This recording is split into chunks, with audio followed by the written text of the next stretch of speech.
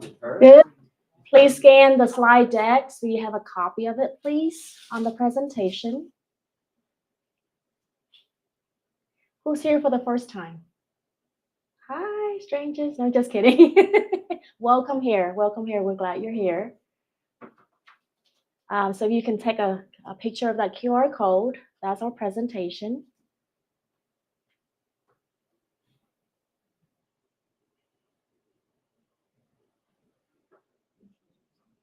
So since we have a couple of new guests here, first of all, I'd like to introduce myself. Most of you here know who I am.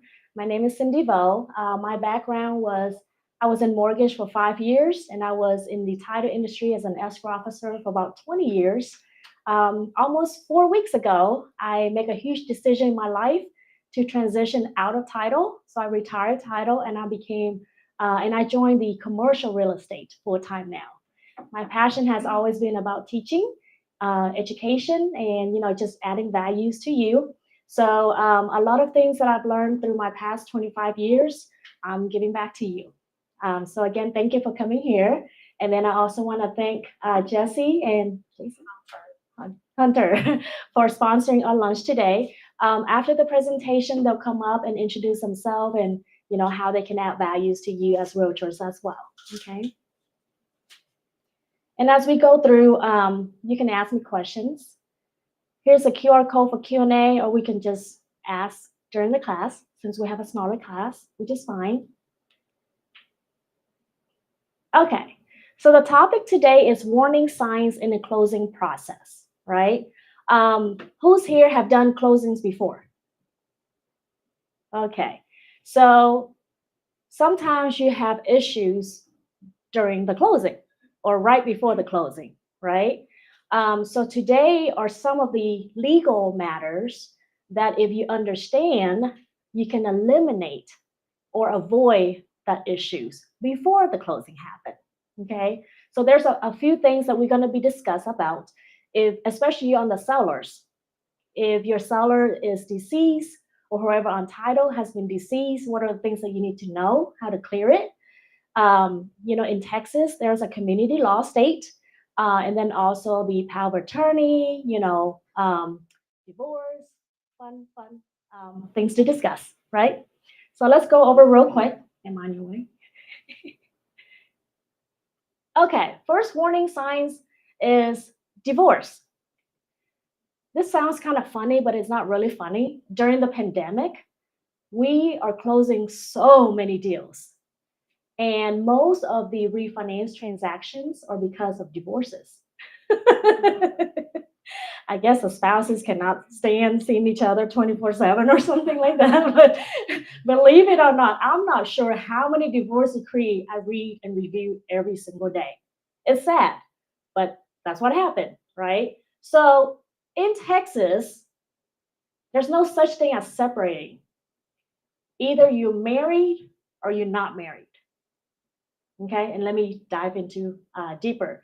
So if your clients tell you, I just received a house in divorce, okay, what do you need to know?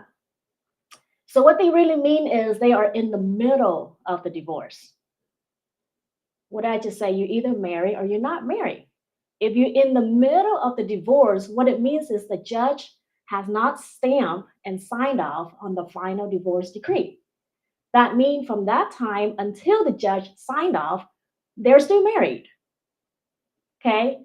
So if you represent the sellers or the buyers and you have a transaction, the other spouse needs to attend the closing as well.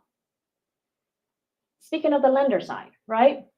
So when that case happened, then the other spouse, even if they tell you, I'm getting the house and the other spouse is not getting the house, whatever, right? But when you do loans, you still have to make sure both of them sign. That's the problem. And you, as a realtor, if you're looking for a house for them, you need to make them aware that yes, you are going through a divorce right now, but when you do the closing before the divorce is finalized, your ex or soon to be ex will still have to attend the closing and sign. But let me tell you this, that's creating a lot of issues in the future. A lot of divorces, why divorces happen? Because they don't want to see each other anymore, right? So if you make them come and then see each other at the closing and signed off, and technically to them, they already divorced, even though the legalized is not finalized yet, right? The legal docs, all that stuff is not finalized. But between the spouses in their mind, I'm already divorced. I'm a single person now. Okay. So when you do a closing, both of them will have to be on title and they have to be on the loan. Or even if they're not on the loan, they still have to sign what is called non-borrowing spouse docs, like the closing disclosure, the deed of trust, etc. Just like a normal married couple, because divorce is still not finalized, right? So what happened after the divorce is finalized? It depends on what the divorce said. If the judge say, Gabby, you got the house, right? Then she's like, yes. Then Ernesto is going to have to sign a deed to remove your interest out of the title. So that's one thing. That's kind of easy. But then his name is still stuck on the loan, right? But then he needs to get his own house, but his name is stuck on the loan with Gabby. When the lender pulled the credit report, both of your names are on there. So what that mean? Your credit, your debt is still on there. You see what I mean? So if I were you and I find out that my clients are in the middle of divorce, the sellers are easier because then they just need to attend the closing, sign off the warranty deed, and it's good to go. But as a buyers, I would suggest them to, you need to wait. And how long does it take? Like how far off is a judge going to sign off? Because sometimes the divorce process, here's the thing, before you get a divorce, one party has to file what is called a petition. Okay, that means, Judge, I want a divorce from this person. It's like a request to the court. So sometimes they just start with a petition, not even go through the whole process yet. And it depends how many kids they have, how many assets they have, are they going to fight? Sometimes it could take years or months. So again, all this information have been shared to you so you understand and you be aware of when you work with clients in that situation. Okay, so first with a petition, and then what you need is the final divorce decree signed off. And then once they divorce, or let's say the divorce has been finalized last month, right? You need to make sure that they have a copy to send it to the title company, to send it to the lender, all the people involved, because they have to review before the closing. Okay? Because sometimes, let me tell you this, sometimes they go through a divorce attorney who's not really specialized in divorce and real estate in Texas. What do I mean by that? Sometimes in the divorce, it just say, Gabby is getting a house, bless you, getting a house on 7005 Chase Oaks, but there's no legal description, right? Or it says, well, you got this house, the other got this house, but there's no legal description in there. And then it depends on what the divorce decree is saying. Sometimes it's not saying that Gabby is getting the house. Sometimes it's saying that Gabby is getting the house, but she has to pay Ernesto $100,000, right? So that's when you have to work it out. You have to get a loan to buy out his portion before he can sign up his interest. So it's a lot of details involved, but without reviewing the divorce decree prior to closing, or as soon as, if you list the property, as soon as you get that information, get in touch with your preferred title company and have them, hey, can you do me a favor? Can you pull title up and can you review this divorce for us? Just to make sure, like, because sometimes you have to hunt down the ex to sign the warranty deed. And that ex may already took the money and went back to overseas and get married to a younger one, But I've seen it all, pretty much, all different kind of situations. So divorce is not fun, okay? So just need to be aware.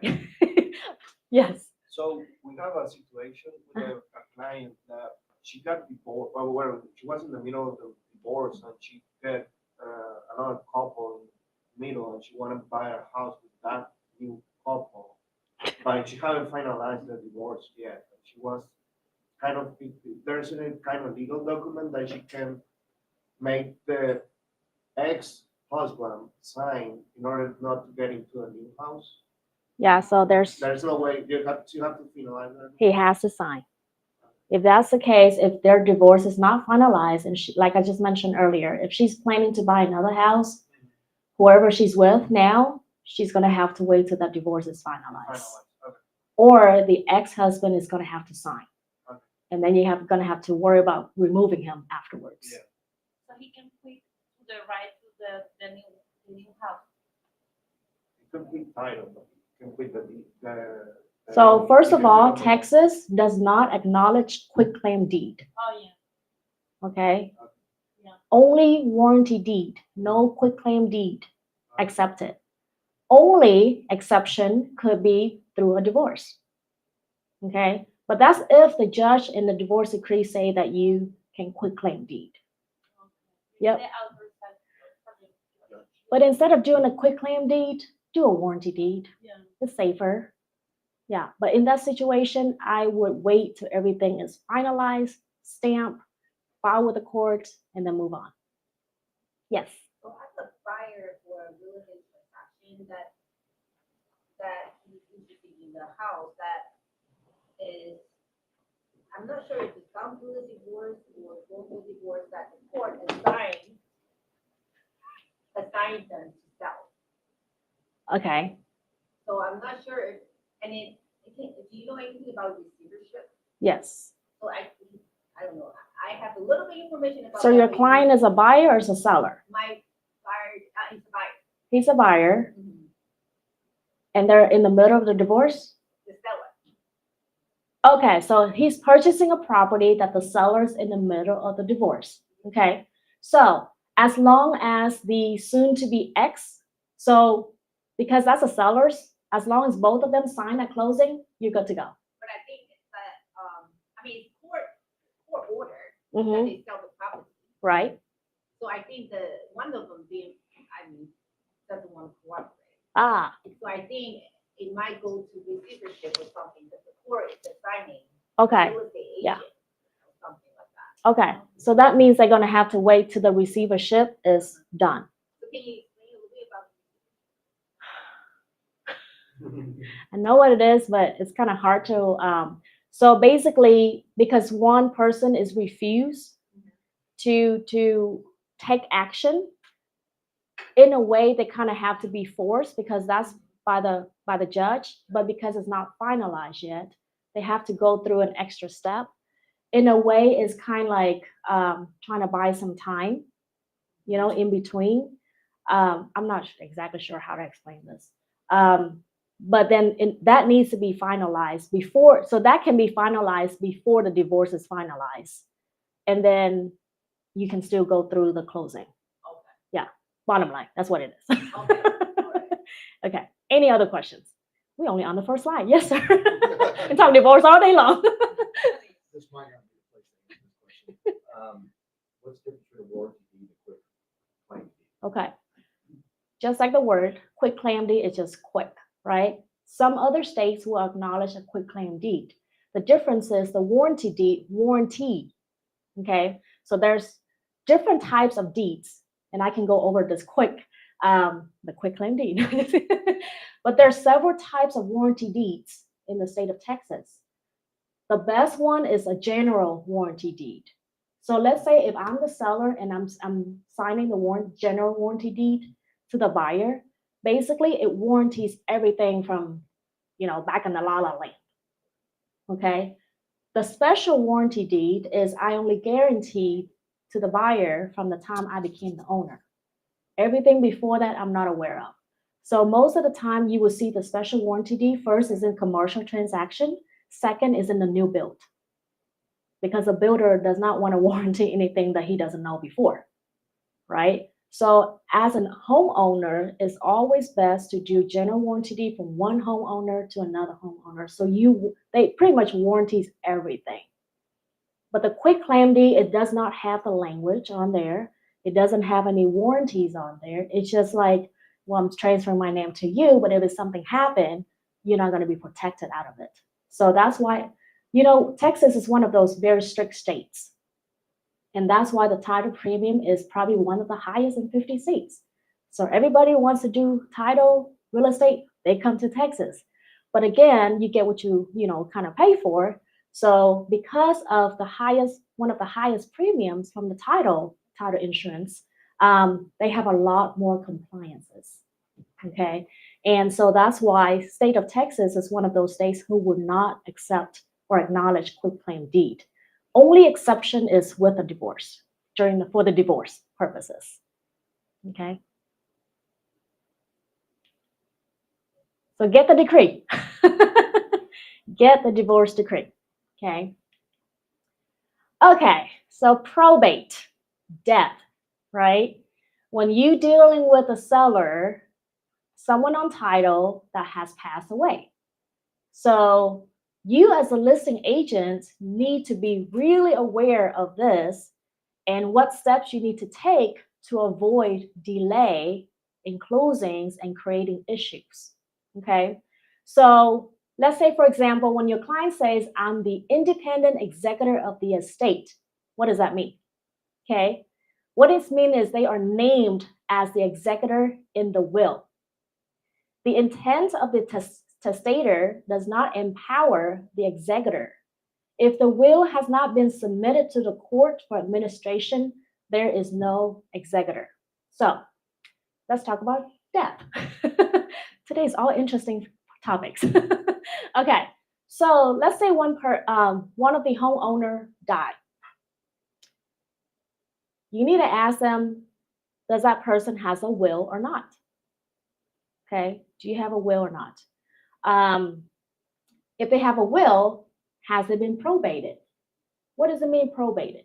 That means someone, the executor, is taking that will, go to the court, and request the judge, please probate this will.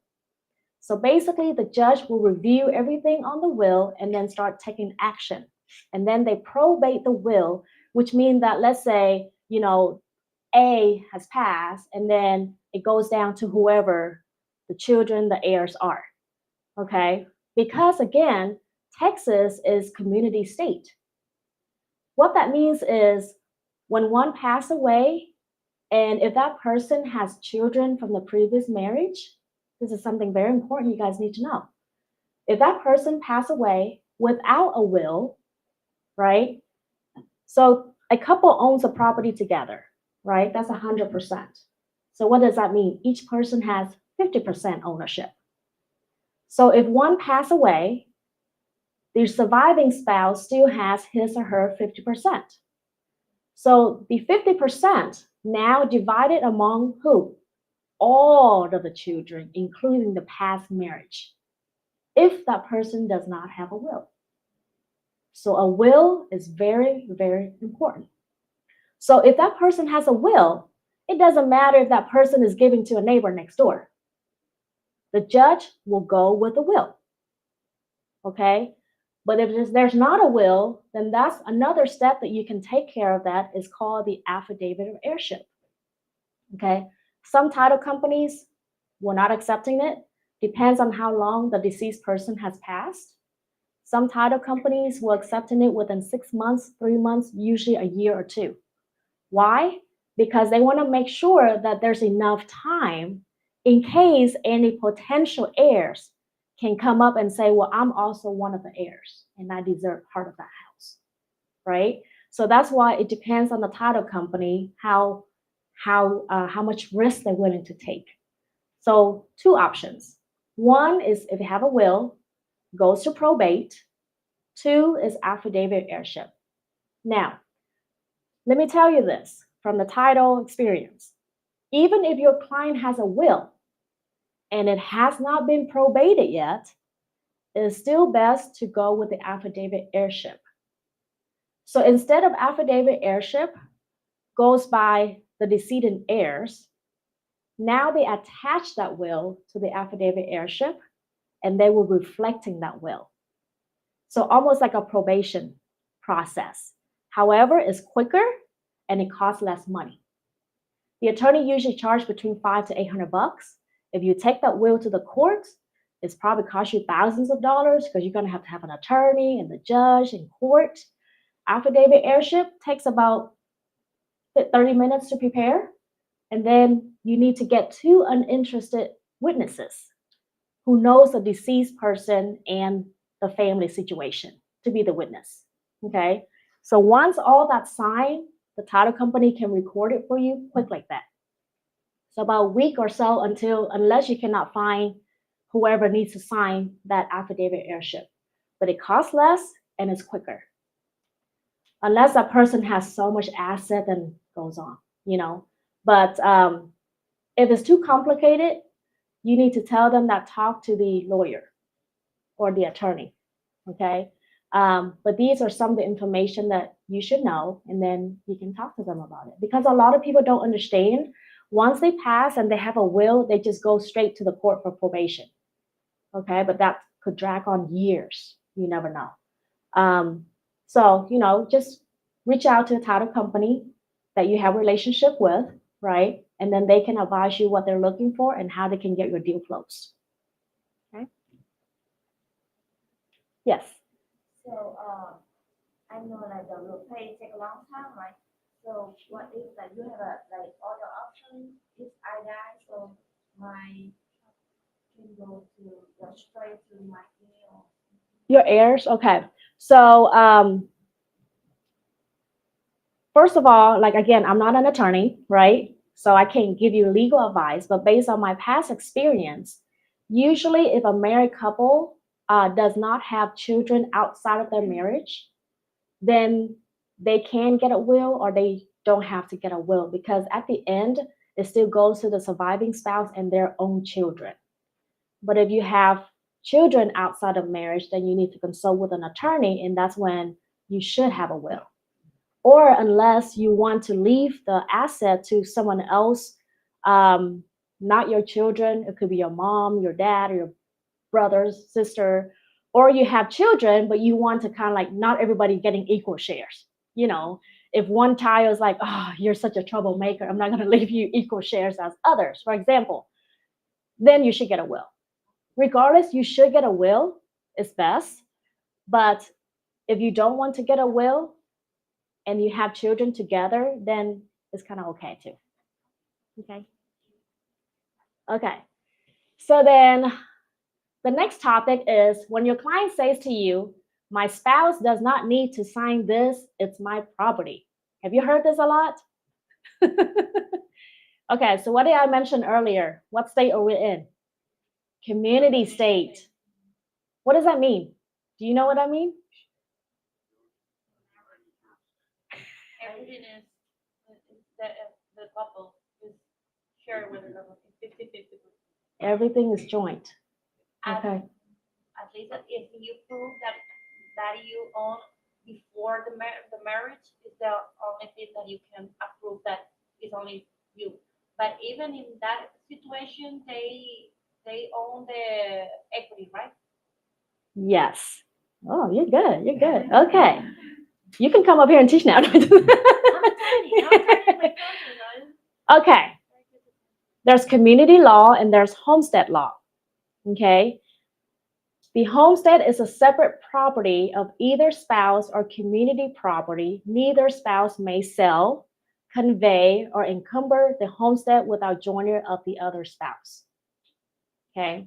All property acquired during marriage is presumed to be community property. Separate property is property acquired before marriage by divorce, inheritance, or agreement. However, okay, that's the next one. Homestead is where you live. So, for example, let's say I own a house before my marriage. And then once I got married, my husband moved in. Now it is community property. Okay. But if I own a house before marriage, and then when we got married, we buy a new house together. The house that I owned before is my separate property, and the new house is community property. Okay. So just because he lived in there with you. Yeah, it's a pretty- Yes. So now it's homestead and community. Now, back to Gabby. Okay. It's not necessarily mean that now my husband live in my house that he automatically got 50%. Okay, there's a lot of different aspects. For example, so let's say now we live in my house together, right? And then we decide to go through divorce. Okay. So when I bought the house, it was $200,000. When we sell the house, it's $500,000. There's 300,000 difference. He only entitled 50% of that difference. Equity. So the first 200,000 belongs to me. So it's not still a lot, right? Yeah. So don't let anybody move into your house. Go buy a new house. You're a realtor. Go buy a new house and make your house your separate property. You bought the house before get married? Yes. Isn't that your? No, but your spouse move in and live in that house with you. Become a community. Yes. But if they never live in it, If they never live in it, it's still your separate property. So don't let them move in. That's what I just said. They need to rent. Go to rent. Another situation is, let's say you guys bought the first house together when you got married. So automatically, of course, that's community property. And then during your marriage, you inherit a property from your parents. That is a separate property. So let's say the property you inherit from your parents, you're going to rent it out. This is tricky. All the income coming from that rental is community property. But when you sell that house, it is your separate property. You see how complicated it is? We Texans are so complicated. Why are we in Texas, by the way? You see what I mean? So did you get that? Paul, you fell. No, I'm just kidding. So for the separate property, if there's income generating, if it's still like you rent it out, the income that coming from that rental is considered as community property. So let's say 5,000 a month is half and half. But once you sell that property, all the proceeds goes to you as separate property. Got it? Okay. What if I rent a house before I move in with my husband? On a new house. Well, your rent is not yours. You mean the house you own, you rented before? Yeah. Again, that's before marriage. So that not count. Yeah. So the best thing is if you have assets before you marry, prenuptial agreement. Okay? But then of course it comes to emotional attachment and why you don't trust me, Well, yeah, I don't trust you. But you know what I'm saying? Like, but there's a lot of you know about prenuptial agreements, but most of you probably don't know there's a postnuptial agreement. Aha.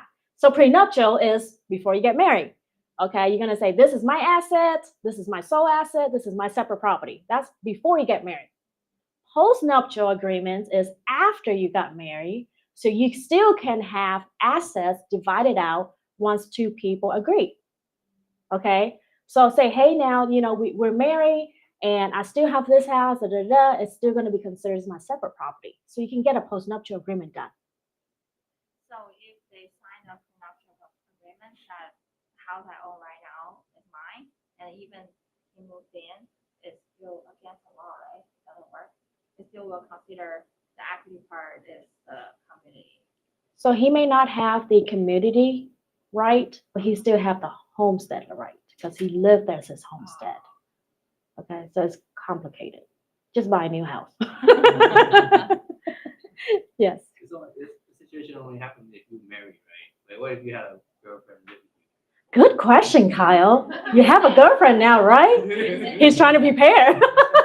Is she on live stream? In Texas state is the same, right? I just take the microphone. Okay, so girlfriend. Okay, so then this is something outside of this training today. It's called common law marriage, right? Ay, ay, ay, okay.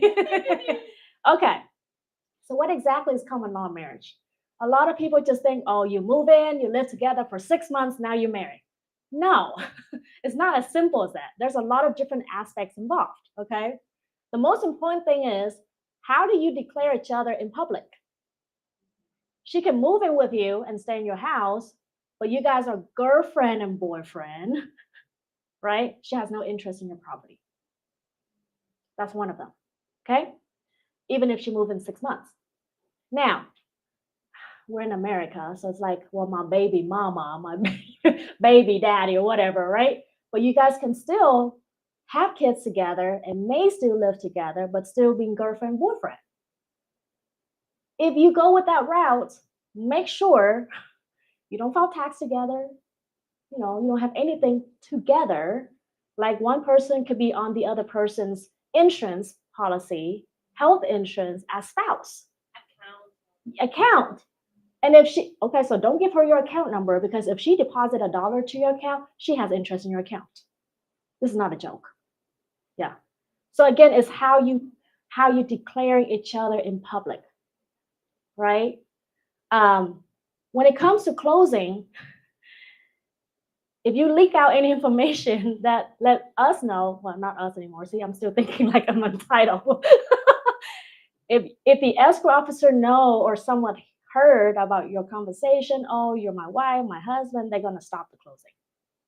Okay, so I'm gonna share with you a funny story. One time I went to the closing. The seller, on the seller information sheet that she disclosed, she says she's single. Okay, so I just need her to be at the closing, right? And then at the closing table, I overheard what she was talking to the listing agent. She mentioned something about husband. And I'm like, wait a minute. You told me you're single. And now I hear the word husband. And she said, well, we're not married. We only share the same house, the same room, the same bed. And I'm like, really? Where is he right now? And then she's like, well, I don't know where he's at, in the middle of the ocean somewhere. And I'm like, okay, well, you know what? I cannot continue with this closing. So we need to find him. Okay, so again, there's some information, just sharing with you from the title background, that the escrow officer, if they don't know, they don't hear, they don't imply the law on it. But if you leak something out, or if you're aware of it, then you need to start taking action. Don't try to cover up either, because there are possible claims later on. What if she change her ID to the same house address? Would that be the same as second interest on the property? No, No. mailing address, resident. If she lives there, it is her resident. Just don't move in. Like I say, just don't move in. Rent an apartment for her. She is my best friend. Friends with benefits. Yeah, Sign a whole harmless. Seriously, like, yeah. you don't take any loan or, yeah. Don't do it. Well, I feel bad for saying don't do anything together, but I mean, seriously, that's why Andy married after 7 weeks. And then I got married 7 weeks, so we don't have to worry about all this stuff. But there's an hypothetical question. So if I want to sell this house right now, Uh-huh. if it's just her girlfriend, you don't have to sign in. No, it's just a girlfriend. Yeah, She's just a it's a girlfriend. very best friend. Yeah. Yeah, just friend. Yeah. Yes, you're online. Kyle, she's watching. If she can prove If you don't see Kyle tomorrow, he's in trouble. But if she can prove that they have a loan or they have an insurance and everything. Just because they have a loan doesn't mean that they're married. Because I see girlfriend and boyfriend on the loan before, they both as a single person. Okay. And they can still stay in the house. Sometimes you can see both ex-spouses on the loan as well. And sometimes for the benefit of the children, the ex-spouses stay to live together in the same house so they can take care of the young children. Okay. But that doesn't mean that they are now married. Now, sometimes after the divorce, and they stay together and then they change their mind and they can still go out in public and declare each other as husband and wife now, technically they are remarried already. without going to the court. So back to the common law, if you decide to not be with each other later on, you have to go to court and get a divorce. Okay? Common law, even common law. Okay? Yeah. Marriage license costs like what, $50? Divorce costs $5,000. Think hard. Be smart. Okay. Yeah. Any other questions? Do we need to have a private talk later?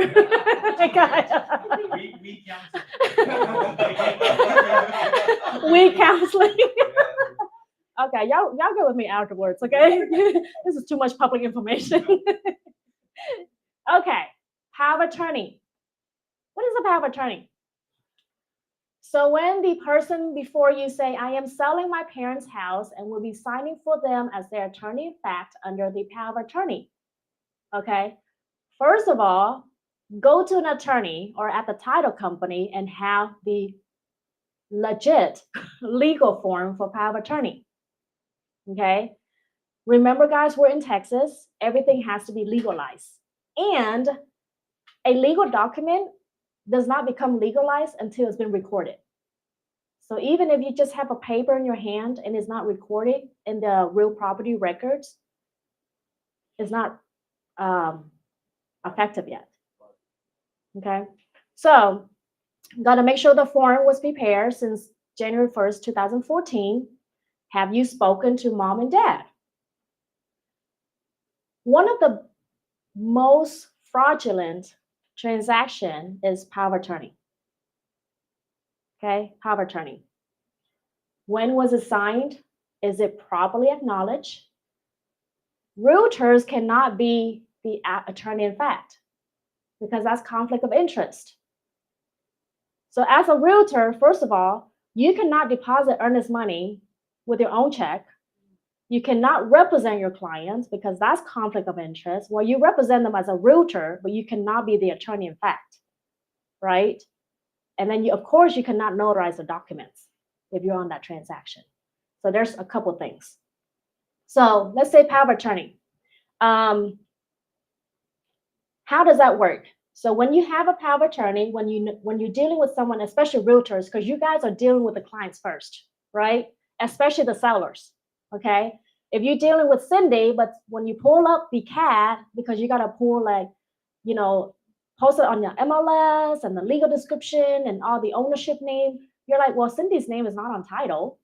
Who are these people? And then you're asking me and say, oh, well, that's my parents, but I have the power of attorney.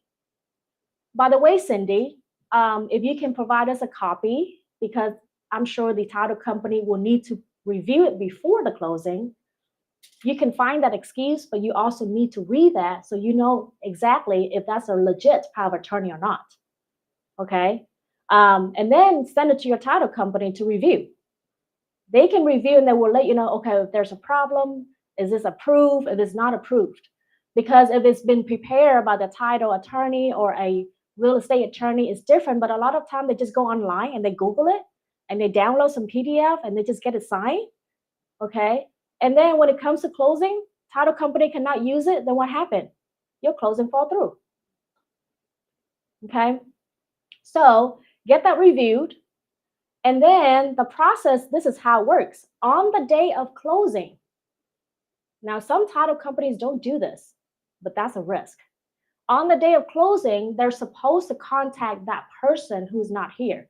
So let's say back to my situation, they're going to have to contact my parents if they're in Vietnam, for example. Why? They got to make sure that that power of attorney is still legit.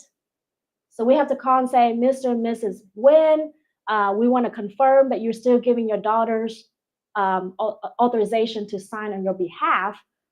Can you verify your home address? Because sometimes it could be I'm giving to somebody else that's not my real parent, right? So there's a lot of information they need to vet. So first of all, we got to make sure that person is still alive, and if they're still giving the authority for that person to sign on their behalf. Third, the title company has to get the original power of attorney so they can record it at closing. Okay, so if your client does not have the original, that's going to be a problem. Okay, Questions? So what if the other person that signed a power of attorney died? It's voided. What, Mhm. so then what happens? Then you have to go through the probate and all that stuff. Because remember, the power of attorney is only eligible when that person is still alive. And you have to be notarized in the United States. Not necessary. So let's say sometimes you run into, you work with a seller, right? And then they have emergency overseas at home. So they go back home and take care of it, right? And then you need to sell your house here. And then you need to have your brother sign on your behalf. So what happened is the attorney can prepare the power of attorney, email it over to them. So they have two options, okay? Before they only have one, which they have to go to the US Embassy in that country to get it signed and notarized. But since the pandemic, there's something called RON, so Remote Online Notary. The only time that you can use the RON is if you have to be a US citizen. Then you can accommodate the not really virtual, but online notary, where they have to have a webcam, and then the notary on one side and the signers on the other side. But they have to answer all these questions, identity questions, to make sure that it's a real person. So those are two options. Now, a third option, quicker than going to the US Embassy, and it only applies to some countries, is called the apostille. You guys need to write this down. Apostille. Apostille. Okay? There are about 100 countries in this apostille.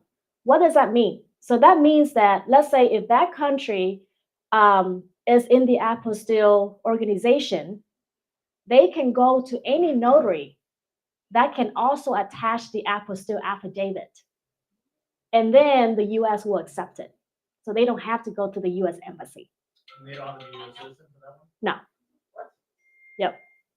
But only few countries. If you're not sure, Google apostille countries. You can pull up the whole list. I know Vietnam's not one of them. I don't think China is one of them either. Canada, I think some European countries. Yeah, I think Germany is. Africa, I believe. England, for example. Apostille, for the apostille. That's the notary part. So any documents that need to be notarized, whether it's affidavit heirship or the POA or warranty deed or closing docs, right? They either need to go to the US Embassy, or if they are US citizen and they're kind of high-tech people, they can go with the RON option. If none of those works and the country falls under the apostille organization, then they can go through the apostille. So basically, if they're in Canada, for example, right, they can go and say, hey, Cindy, you're a notary, but can you also provide the apostille affidavit? Because not all the notaries are apostille notary. Okay, like in California, when they do the notary acknowledgement, so Texas, there's a notary section, they just stamp it on there, right? But in California, they always have to attach a separate page for the notary. Okay, same thing as the apostille.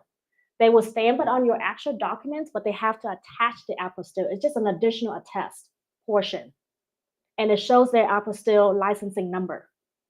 Okay, so that's a couple options to get anything notarized. Okay. Any other questions? No more divorce. No, just kidding. Okay, so basically at the end, deceased party entitled wills versus affidavits of heirship, bankruptcy, got to have court order required, business entity, which we haven't discussed. But when there's a business entity, then you got to request the organization docs. Trust, request a copy of the trust. Because in Texas, you cannot take ownership as a trust. You can only take ownership as a trustee. Okay? So if you buy or sell a home, if you buy a house under the trust, then you're taking title as, let's say, Gabby, trustee of the Gabby and Ernesto Living Trust. But you cannot put the trust on title. Okay? You take title as a trustee. That's Texas law. Okay. What inside is a trust? Whenever there's a trust involved, the title company has to review the trust documents to make sure who can sign, who's the trustees, and who can sign off on behalf of that trust. Just like whenever there's an LLC or a corporation, right? There's several documents you have to provide it to see who has authority to sign on that company behalf. Because sometimes that person may own the company, but they don't have the right to sign. It sounds funny, but it's true. There's one time I read the operating agreement, and basically the manager or the secretary is the only person that can sign. Even the owner cannot sign. Because sometimes they have multiple membership, right? And they may not trust each other. I mean, if you don't trust each other, why you do business together? But sometimes there's trust issues, maybe. So they assign another person, which is a secretary of that company, to sign on the company's behalf. Okay. Or sometimes every transaction, it says that everybody have to sign. Or sometimes they designate one person to represent them to sign. So all of that legal docs, you have to provide it to review and approve before closing. Okay. Anything else? Questions? Y'all look so boring. Did I bore you? Divorce. Divorce. Don't get married and you don't want to have a divorce. Gabby says too late now. Just kidding. Okay. Well, if you don't have any more questions for me, I would like to bring up our sponsor for today, Hunter and Jesse on loan programs, and then we can enjoy lunch. So please help give them an applause.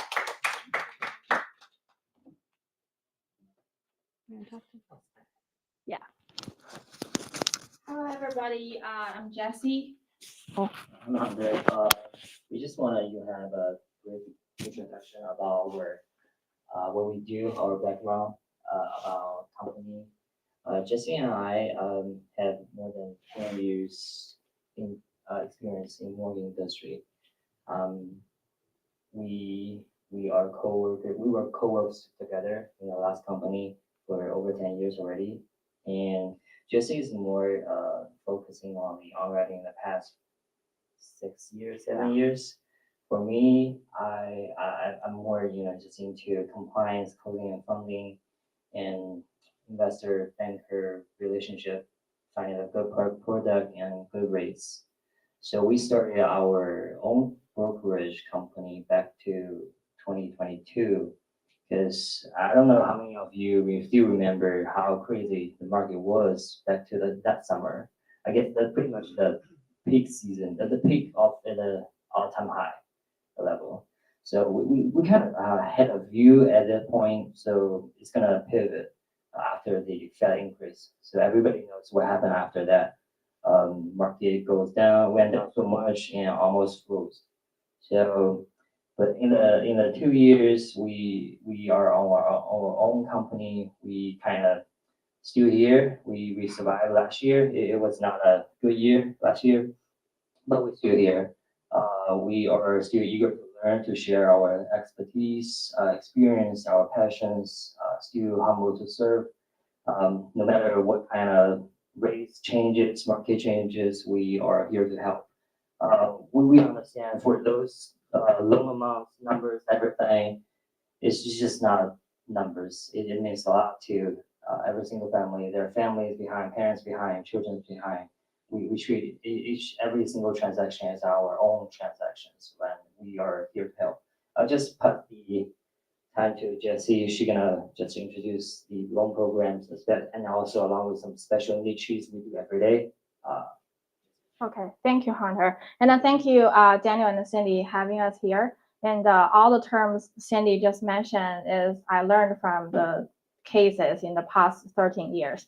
Every time I met, one situation, I learned from the case and also from Google for how, the definition for those. And a lot of, crazy cases. And I just write down here is almost all the programs we can do. And you can see like a conventional jumbo FHA, VA, those is a really common, cases where, the programs you can heard. And for special one, like a non-QM, especially the current market, a lot of clients, they need a non-QM program to get qualified to buy the house. Like a down payment assistance, SBA, also for the investor, the rental portfolio, fix and flip, and the construction loans. We all have, those programs. Basically, it's like both of us is looking for better rates, better lender, better programs to meet all the clients' needs. Especially like the realtor tell us, okay, I have this kind of group of clients that need this needs. If we don't have it, our job is to find a program for them because it's like a win-win game. Your clients can buy a house, both you and us can get paid, right? So we can do that. And I don't want to, go over everything. I just want to spotlight, point out a special thing for each kind of program we can do. And because you guys are realtors, you don't know all the metrics about the loan. That's our jobs. But I just want to point out something you may be interested in and maybe your clients in. And before you didn't pay attention, you think maybe this kind of client they cannot do loan, but actually they can. So for the conventional loan, we can do like the same day approval, like closing in 14 business, and it's a normal if it's like the clients really cooperate and provide everything really quick. The special part is two things I want to mention. The first one, because right now all the house prices increase, but the income is not increased that much, and so for some clients, if they want to buy the new build house, sometimes they cannot qualify. And usually, the regular way underwriting will calculate the debt to income ratio for the new build house. They will use in sales price times the property tax rates. And usually, because the property tax, they only have the land value for new build house, and they just using the sales price of time. And for DFW area, I think the lowest property tax rate is about 1.7 something. But we can do the program with times 1.5. That helps a lot, even like just a 0.2% difference, but it helps a lot of clients, they can qualify the loan.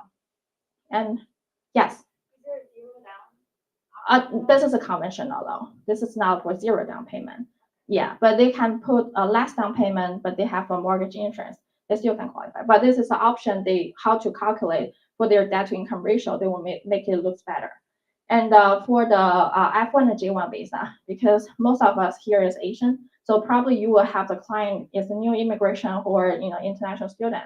And for the F1 and J1, we have program they can do, and we just need the documents and to prove they have the income and they are eligible in the U.S. So that's the 2 points I want to point out for the conventional loan. And for the FHA, the regular FHA, everybody know maybe their income is not that much and the credit is not really good they can do. And this one I want to point out is for the manually underwriting. And they will, their requirement, the lowest credit score they can do is 500.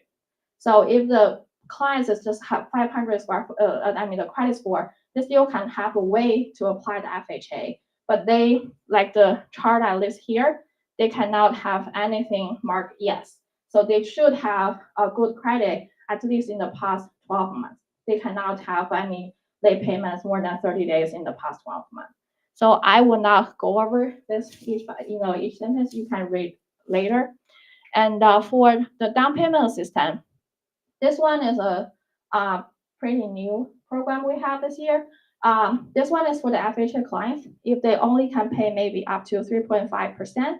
And for the down payment assistance, everybody can apply that if it's FHA loan first time home buyer. Usually the down payment will be, the assistance part will be like the second lien attached to the first lien.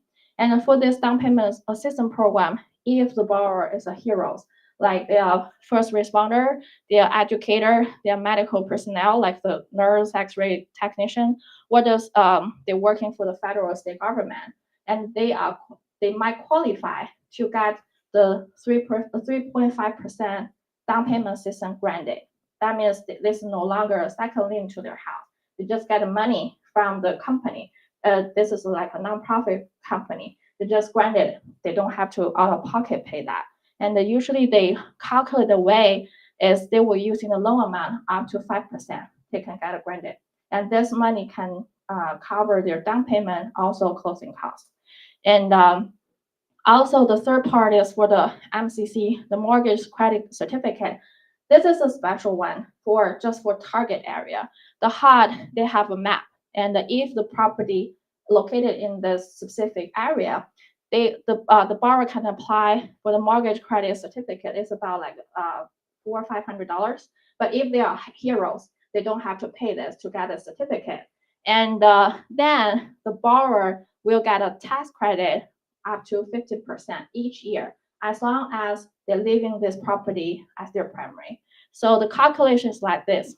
If there's no MCC, for example, their gross income is $70,000 a year, and they have to pay the federal tax $8,019, and the mortgage interest they paid is $10,000. That's for the year. But if they have the MCC in the target area, the same scenario for the tax and mortgage interest they paid, the 50% of the mortgage interest will be $1,500. And this $1,500 will deduct from the tax owed after credit. So that means they only have to pay $6,519 to the federal tax. That is a special one. And the next program is about the non-QM. And I know most of you guys may be just licensing taxes, but this one is a special program just for California property. If the borrower no job, no income, they still have the right to buy the house. We don't verify everything. We don't need a credit report. We don't need to verify their tax return, W-2, whatever. But the only thing is like they have to make a actual reserve deposit to the assigned account by the lender. I just want to let you guys know. And this is the one I want to let you know. This is most recent files we do right now for our clients. This is a self-prepared profit loss or the written verification of employment. This is a special non-QM program because for the self-employee, if they are, for example, they are the owner for a massage store or restaurant, and maybe their tax return not filed really good in the past 2 years. As long as we can verify their company already for more than 2 years, and the self-prepared P&L means the CPA only have to provide a letter to confirm when this company registered and is still in existing for this business for more than 2 years, and this CPA help them file the last 2 years tax return, and the profit loss is provided by the borrower, not from the CPA. So it's a kind of like a state income. So the borrower provided profit and loss, we will no longer verify their tax return, to match all the numbers. We just depends on the profit loss they provide to us to qualify the clients. And then for the VOE, it's the same thing. Like, for example, I have clients, they're working for a restaurant, and or they're working for the massage store, and they receive the salary, right?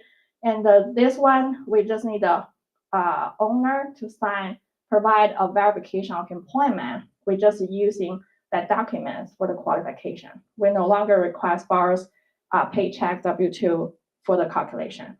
So that's a special thing. The next one is a 3 months bank statement. Usually for self-employee, the non-QM program we have for the regular one, 12 months bank statement.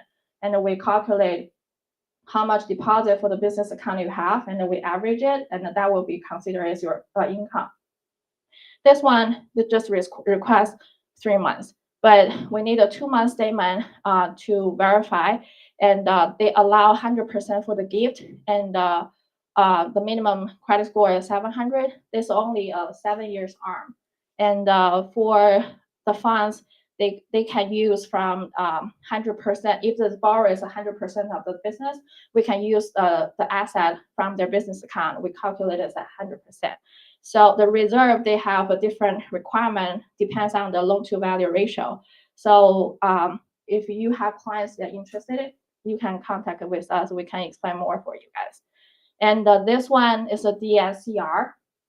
Usually DSCR is for the 1 to 4 unit. And we have, we have a program for the 5 to 9 unit.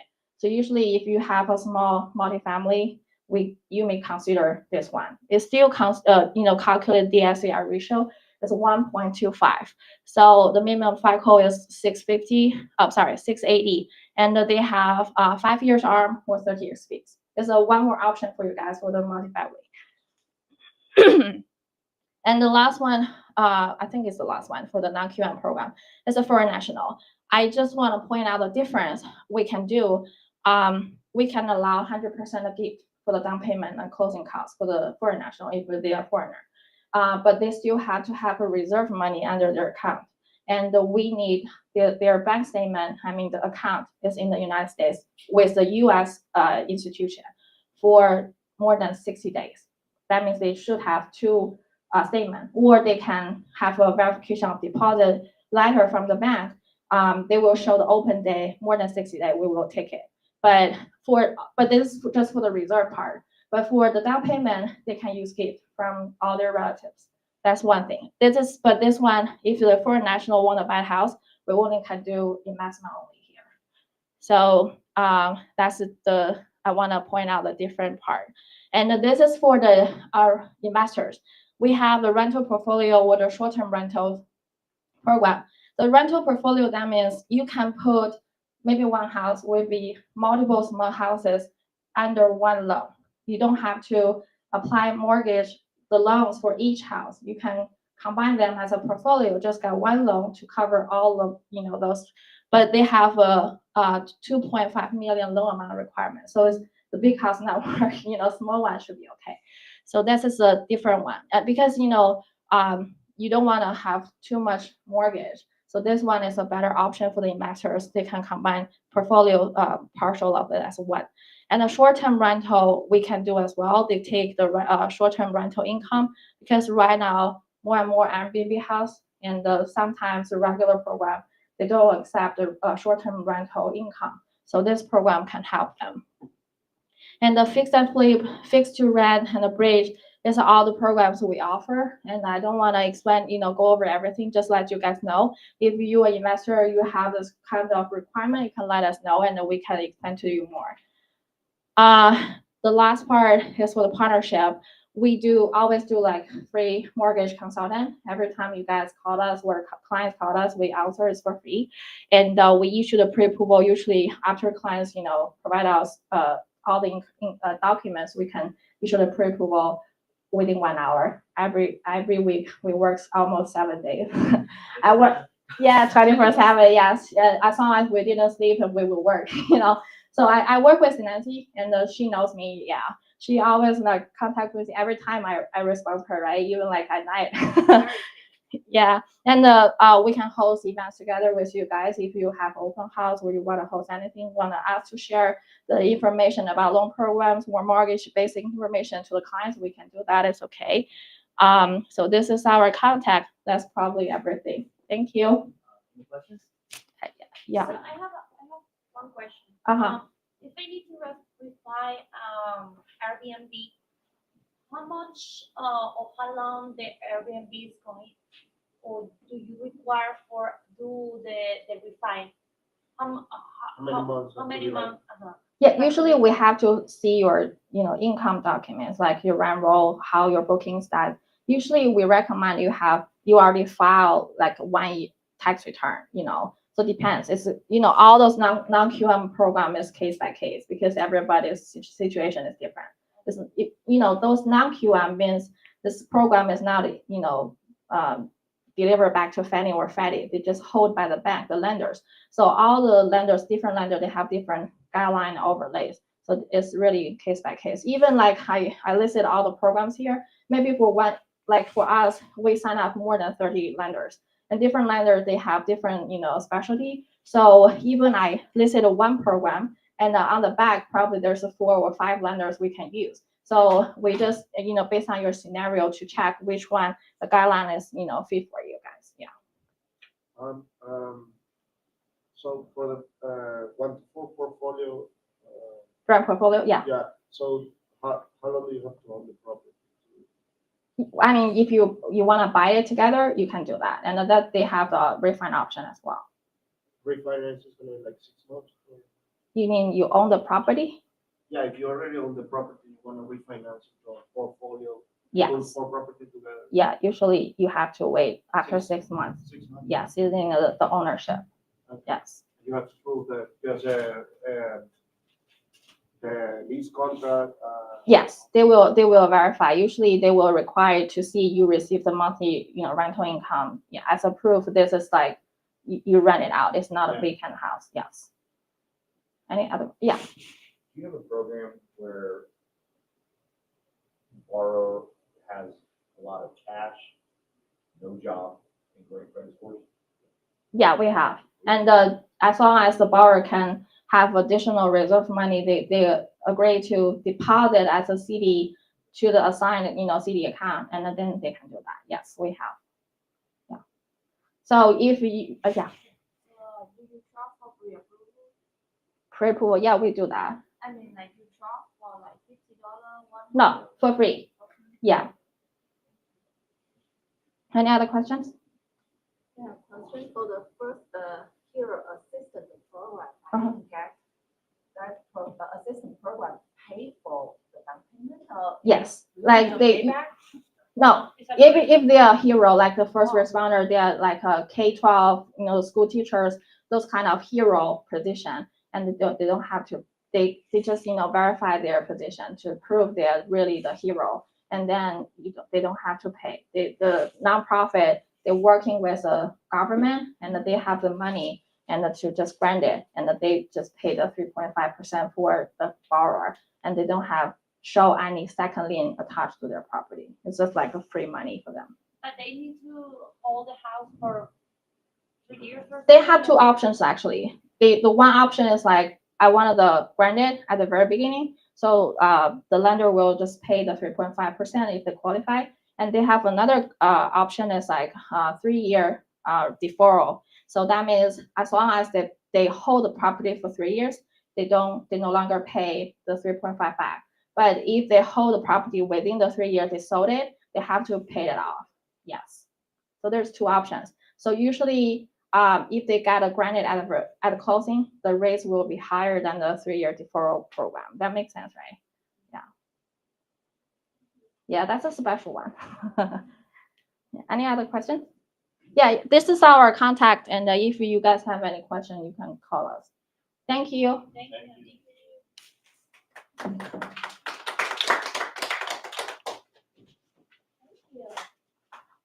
All right, you guys hungry?